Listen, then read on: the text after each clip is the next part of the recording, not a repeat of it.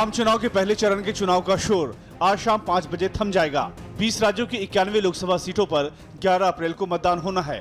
इनमें आंध्र प्रदेश की सभी 25 सीटें, तेलंगाना की 17, महाराष्ट्र के 7, यूपी की 8, उत्तराखंड की 5 सीटें शामिल हैं। पहले चरण में नागपुर, मेरठ, कैराना, गौतम बुद्ध नगर, बागपत, सहारनपुर, गाजियाबाद, जमुई, नवादा, गया, कूच बिहार महत्वपूर्ण सीटें हैं।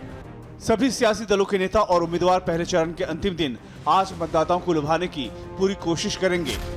आज पीएम मोदी 3 राज्यों में चुनाव प्रचार के लिए जाएंगे। पीएम मोदी महाराष्ट्र, कर्नाटक और तमिलनाडु में चुनाव प्रचार करेंगे। मोदी की लातूर, चित्रदुर्ग, मैसूर और कोयम्बटूर में 4 रैलियां होंगी।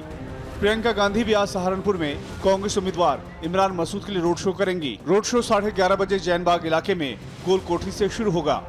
करीब 1 किलोमीटर की दूरी तक जाने वाला रोड शो अंबाला हाईवे पर खत्म होगा। आज राहुल गांधी असम, बिहार और उड़ीसा में चुनाव प्रचार करेंगे।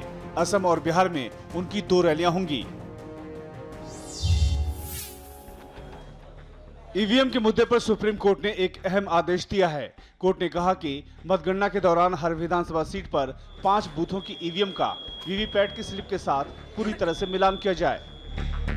अब तक सिर्फ एक बूथ की ईवीएम का मिलान होता था, लेकिन सुप्रीम कोर्ट ने हर विधानसभा क्षेत्र में 5 बूथों की ईवीएम और वीवीपैट के मिलान का आदेश दिया है।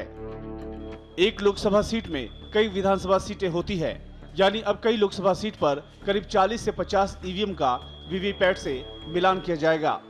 ईवीएम का चयन रैंडम तरीके से होगा।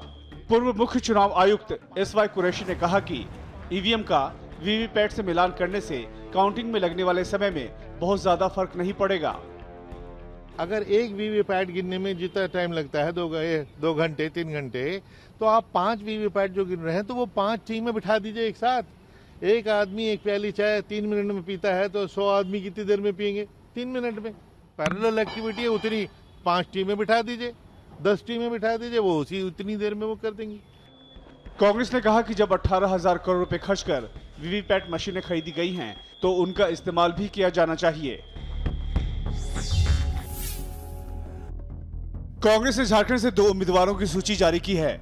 बीजेपी से कांग्रेस में शामिल हुए पूर्व क्रिकेटर कीर्ति झा आजाद को झारखंड के धनबाद से टिकट दिया गया है, जबकि खूंटी की आरक्षित सीट से कालीचरण मुंडा को उम्मीदवार बनाया गया है। कीर्ति आजाद बिहार की दरभंगा सीट से मौजूदा सांसद हैं। वो दरभंगा से ही चुनाव लड़ना चाहते थे, लेकिन बिहार महागठबंधन में दरभंगा सीट आरजेडी के हिस्से में चली गई। झारखंड का धनबाद लोकसभा क्षेत्र महागठबंधन की ओर से कांग्रेस के खाते में गया है। अब यहां से कांग्रेस ने कीर्ति आजाद को अपना उम्मीदवार बनाया है। कम ही लोग जानते हैं कि कीर्ति आजाद का पैतृक गांव झारखंड के गोड्डा में है। उनके पिता भागवत झा आजाद झारखंड की गोड्डा लोकसभा सीट से सांसद भी रह चुके हैं। उनके पिता एकीकृत बिहार के मुख्यमंत्री भी रहे थे। चुनाव से पहले एमपी के मुख्यमंत्री कमलनाथ के करीबियों और कारोबारियों के यहाँ छापे में अब तक 14 करोड़ 60 लाख रुपए बरामद किए गए हैं। आयकर विभाग ने रविवार की सुबह से छापे की कार्रवाई दिल्ली, NCR, भोपाल, इंदौर और गोवा में शुरू की थी। इस बीच केंद्रीय प्रत्यक्ष कर बोर्ड यानी CBDT ने एक बयान जारी किया है। CBDT ने कहा है, एक बड़ी राजनीतिक पार्टी के हेडक्वार्टर तक 20 करोड़ रुपए पहुँचाए गए। हवाला के जरिए पैसा तुगलक रोड पर रहने वाले एक बड़े ताकतवर आदमी ने पहुँचाए थे।